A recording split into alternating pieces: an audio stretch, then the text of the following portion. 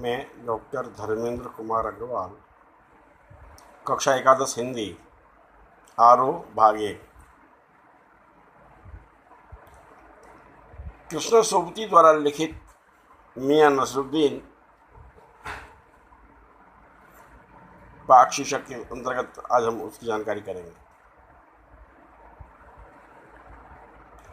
मियाँ नसरुद्दीन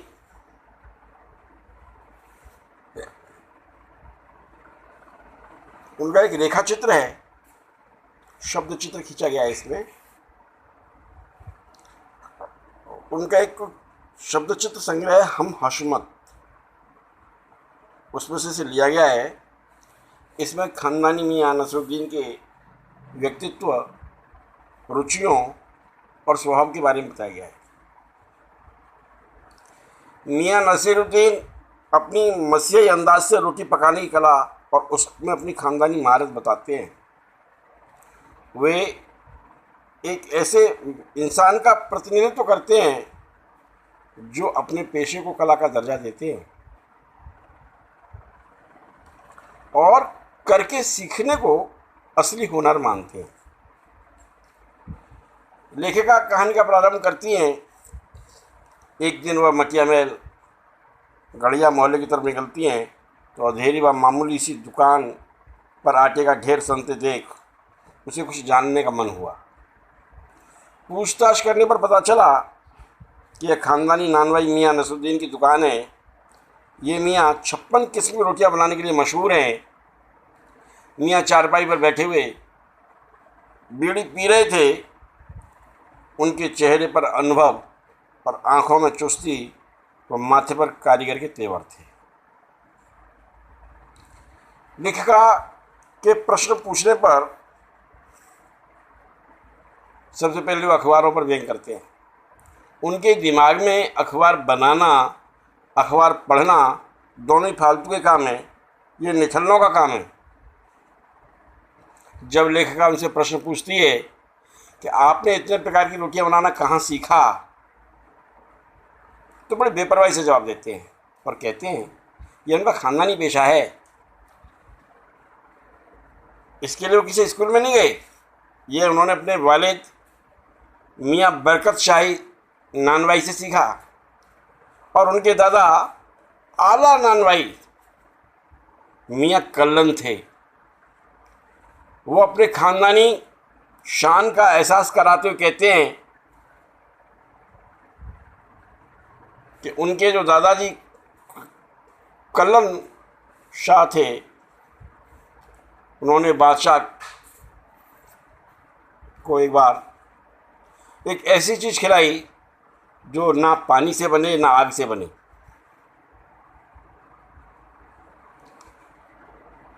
मियाँ नसरुद्दीन का कहना है कि ये सब हमने अपनी मेहनत से सीखा है। जिस तरह से बच्चा पहले अलिफ से शुरू होकर के आगे बढ़ता है, फिर कच्ची में, फिर पक्की में, फिर दूसरी में होते हुए ऊंची जमात में पहुंचता है, उसी तरह हमने भी छोटे छोटे काम करके पहले बर्तन धोना, भट्टी बनाना, भट्टी को आँच देना आदि सब सीख करके ये हुनर पाया है। क्योंकि तालीम एक बड़ी चीज़ होती है। खानदान के नाम पर वो गर्व से फूल उठते हैं। उनका कहना है कि एक अच्छा खानदानी नानवाई कुएं में भी रोटी पका सकता है। लेखिका ने इस कहावत की सच्चाई पर प्रश्न लगाया। जब प्रश्न चिन्ह लगाया तो वे भड़क गए। लेखिका जानना चाहती थी कि उनके बुजुर्ग किस बादशाह के काम करते थे, तो उनका स्वर बदल जाता है। वे स्वयं बादशाह का नाम नहीं जानते। वे इधर उधर की बातें करने लगते हैं और अंत में खींचकर कहते हैं आपको कौन सा उस बादशाह को चिट्ठी पत्री भेजनी है, रुका भेजना है, जो उनका सही पता हो। बीच बीच में वो अपने ग्राहकों को भी देखते रहते हैं, कौन ग्राहक जा रहा है, कौन निकल के आ रहा है। सुबह कोई ग्राहक नहीं आया तो उसको टोकते हैं, मियाँ लौंडिया रोटी लेने नहीं आई। यानी एक अच्छे कारीगर के साथ साथ वो एक अच्छे दुकानदार भी हैं। बाद में लेखिका से पीछा छुड़ाने की गरज से वो अपने जो शागिर्द हैं बब्बन मियाँ उन्हें भट्टी सुलगाने का आदेश दे देते हैं। जब लेखिका पूछती है ये तुम्हारे शागिर्द हैं, तो खाली शागिर्द नहीं है, मजूरी देता हूँ, पूरी मजूरी देता हूँ। यानी वो पैसे की अहमियत भी दिखाना चाहते हैं। लेखिका ने जब रोटियों की किस्मत जानने की इच्छा जताई तो उन्होंने फटाफट कुछ नाम गिनवा दिए। बताया तुन की रोटी पापड़ से भी ज़्यादा महीन होती है। फिर वो यादों में खो जाते हैं और कहने लगते हैं अब ज़माना बदल गया है, अब पहले जैसे खाने पकाने का शौक नहीं रहा, अब उनकी कोई कदर नहीं करता। ये एक कलाकार की जो पीड़ा है, एक दस्तकार की जो पीड़ा है,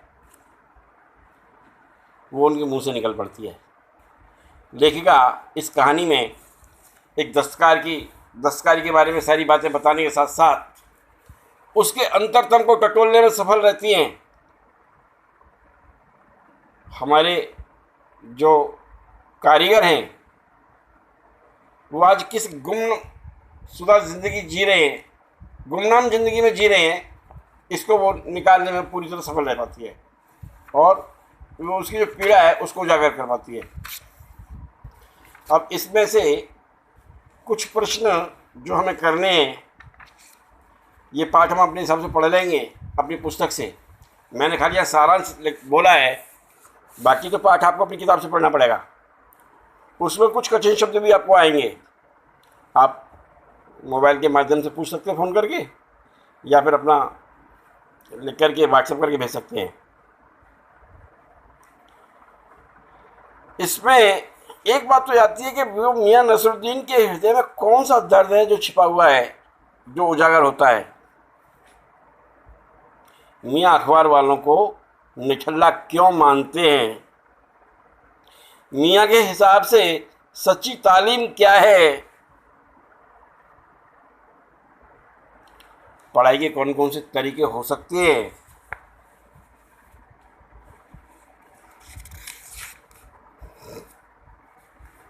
लेखिका ने मियाँ नसरुद्दीन को नानवाइयों का मसीहा क्यों कहा है। बादशाह के नाम का प्रसंग आने पर लेखिका की बातों में मियाँ नसरुद्दीन की दिलचस्पी कम क्यों होने लगी। ऐसे अनेक प्रश्न इसमें से आप बना करके और उनको पढ़ करके समझ सकते हैं, उनके उत्तर लिख सकते हैं। एक पैराग्राफ है, ध्यान देंगे। मियाँ नसरुद्दीन ने पंच हजारी अंदाज से सिर हिलाया। निकाल लेंगे वक्त थोड़ा, पर यह तो कहिए आपको पूछना क्या है। फिर घूर कर देखा और जोड़ा, मियाँ ये अखबार नवीस तो नहीं हो, यह तो खोजियों की खुराफात है। हम तो अखबार बनाने वाले और अखबार पढ़ने वाले दोनों को निठल्ला समझते हैं। हाँ, कामकाजी आदमी को इससे क्या लेना। खैर, आपने आने की तकलीफ उठाई है तो पूछिए क्या पूछना चाहती हैं। अब ये जो पैरा है इसमें एक प्रश्न आता है, पंच हजारी अंदाज क्या होता है। मियाँ लेखिका को घूर कर क्यों देखते हैं, अखबार वालों के बारे में उनका क्या मंतव्य है। ये 3 प्रश्न इसमें से पूछे गए हैं। आप इनका उत्तर लिखिए। धन्यवाद।